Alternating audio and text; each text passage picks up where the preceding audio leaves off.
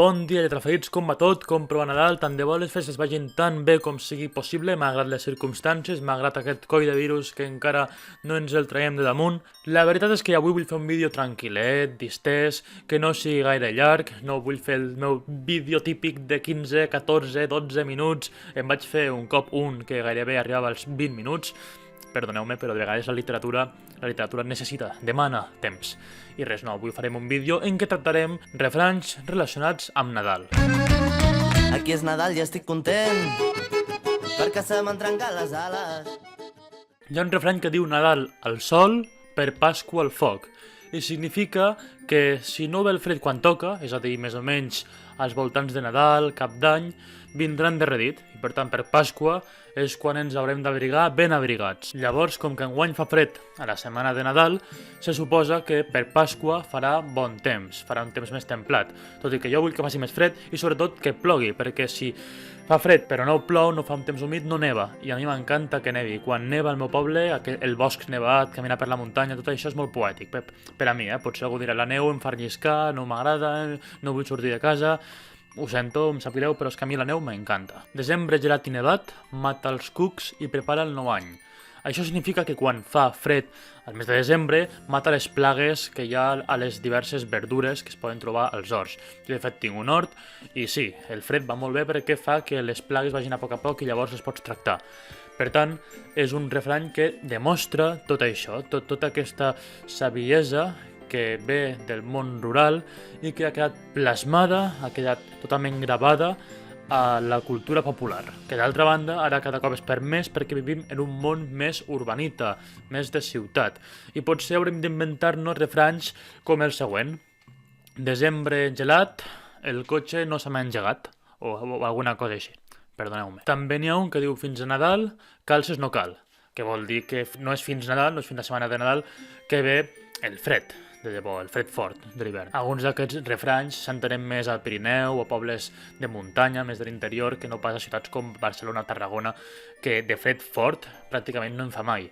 Al gener fa una miqueta més de fred, hi ha algunes setmanes, però fred fort no se'n passa gaire allí. Hem de tenir en compte que aquests refranys provenen d'una tradició oral del passat, de fa uns segles, i que, a més, abans feia més fred, generalment. Per tant, és lògic que diguem avui en dia, a Barcelona potser no fa gaire fred en general. Malgrat tot, fa 300 anys és fàcil que en fes molt més. N'hi ha un que diu, fred per Sant Joan i calor al Nadal, maten un cavall.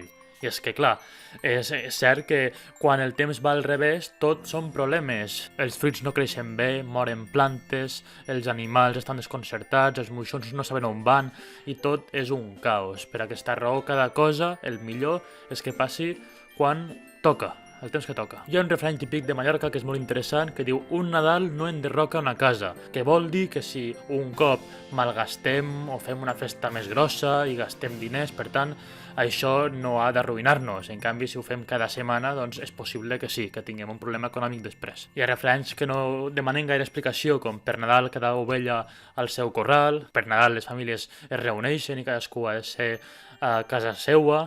També hi ha un altre refrany molt transparent que diu per Nadal fred com cal. És que ha de fer fred a Nadal. Si no fa fred a Nadal, quan el farà? A Sant Joan, com dèiem abans? No pot ser això. I finalment, lletraferits, us vull compartir una locució molt interessant que diu durar de Nadal a Sant Esteve, que significa durar molt poc. Jo no l'havia sentit mai, no sé si vosaltres l'havíeu sentit o si en sabeu d'altres. Hi ha molts refranys relacionats amb l'hivern, amb Nadal, i per tant m'agradaria que omplíssiu la secció dels comentaris, que l'omplíssiu, que compartiu el vídeo i tot plegat.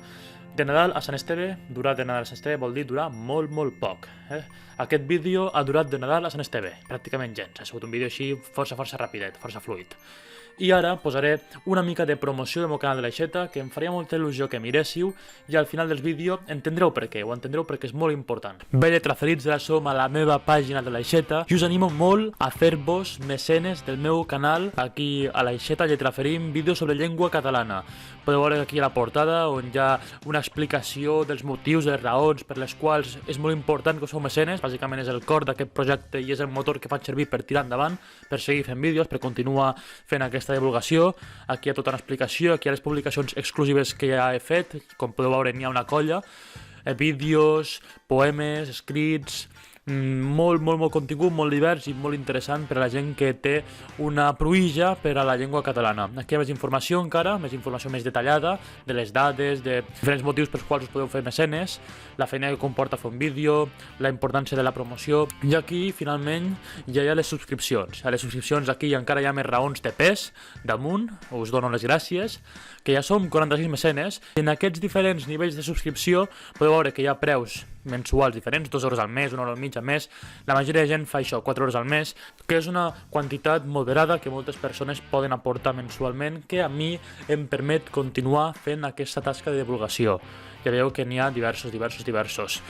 I només cal que en seleccioneu un o que en regaleu un a un amic. I si arribo a més de 50 mecenes o a 50 mecenes abans de cap d'any, tindreu un vídeo molt especial. Ara en tinc 46.